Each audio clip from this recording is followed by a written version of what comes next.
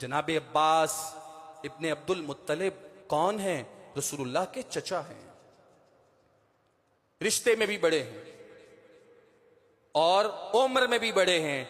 रसूलुल्लाह से 3 साल पहले पैदा हुए हैं, 3 साल उम्र भी ज्यादा है, रिश्ते में भी बड़े हैं। आप चचा हैं, रसूलुल्लाह भतीजे हैं।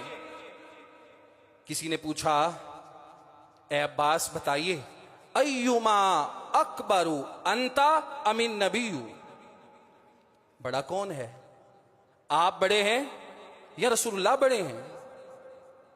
और बड़े जनाब अब्बास हैं। पूछने वाला पूछता है, आप बड़े या रसूलुल्लाह बड़े? एहतराम देखिए, अदब देखिए।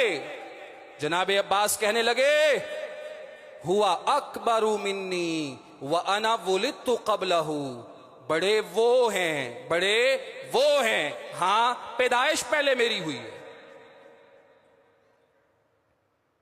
समझा दिया कि उम्र मेरी ज्यादा अगरचे है, लेकिन उम्र से बंदा बड़ा नहीं होता। बड़े छोटे होने का मयार उम्र नहीं होती।